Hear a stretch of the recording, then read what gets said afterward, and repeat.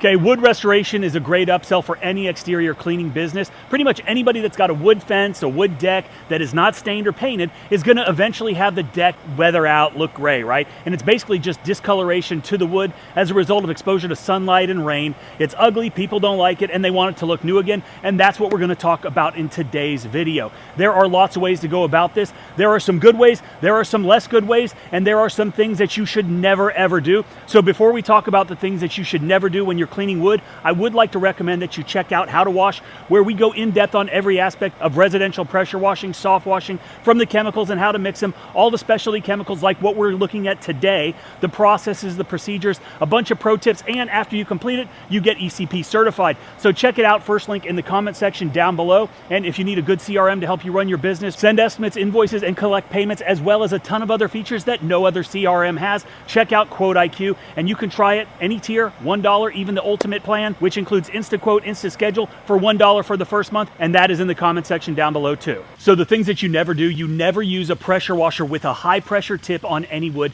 It's gonna cause damage, it's gonna fuzz up the wood, it's gonna leave stripes and streaks, and your customer is not gonna be happy with the end result there.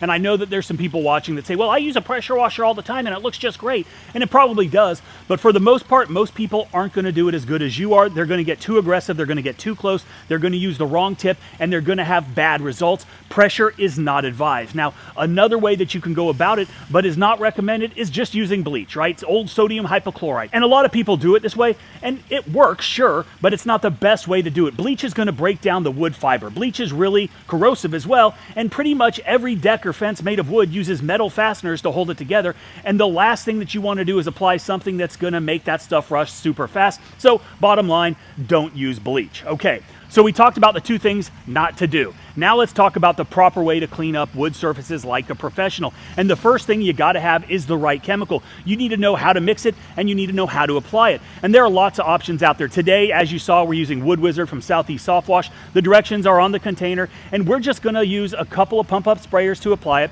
Make sure that you read the instructions on whatever product it is that you're buying, mix it according to their recommendations, because your results will be directly correlated to how you mix the solution. Dilute 1 part Wood Wizard to 4 parts water, and a pump-up sprayer, a similar application device. And so one of the things that you should do before you are cleaning really any surface, especially if you're using a chemical, is pre-wet the surface. Like if we're doing roofs, guess what? That roof is super hot, you put a chemical on it, it's gonna evaporate super fast. And so what we're doing here is essentially we are saturating the surface of the wood. We're not cleaning the inside of the wood with our chemicals.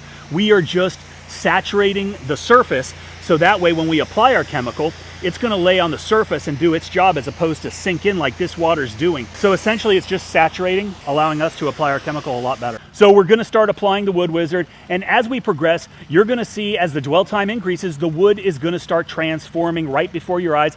You're gonna start seeing the chemical do its job, the gray's gonna go away, the beauty of the wood is gonna come out, and this is something called, and I'm probably gonna butcher this word, sodium metasilicate. And that's the active ingredient. It's a gentle solution that brings back the color of the tannins in the wood, and it doesn't really need excessive pressure. You're gonna see once we apply it, we let it dwell. I think the instruction said about 20 minutes, something like that. And then we are gonna gently, with our low pressure tip, rinse the surface of the wood, and that's when you're gonna really see the best results, right? You're gonna see how the chemical does its job, how we're not getting aggressive, how we're not peeling off the top layer of the fiber, we're not fuzzing anything up. We are essentially just removing the dirt and the grime and the other things that the chemical has helped to loosen up for us. So if you mix it strong, you're gonna get quicker results, and depending on the chemical, not specifically this one, if you get too strong, there is a likelihood or at least the opportunity for damage. Super strong bleach kills grass really fast. A significantly weaker solution doesn't. Pretty good rule of thumb to go by. And that being said, if you dilute the hell out of it and you try to save money, you're not gonna get the same results.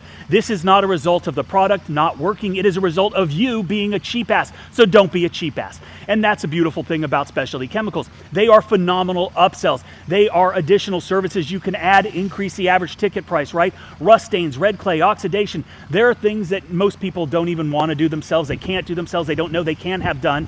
And you need to make sure that you are charging accordingly, right? Covering your cost, covering the chemical costs, and then making a very nice profit on top of that. And if you do that, you don't have to worry about being a cheap ass, because the customer is paying for the service, the labor, the overhead, which includes the cost of the chemical. So run your business like a business. As you can see, phenomenal results, great upsell opportunity. And if you need any more information, check out How to Wash, hit up Southeast Soft Wash for the chemical, and that's about it. Thanks for watching. Hope you guys enjoyed.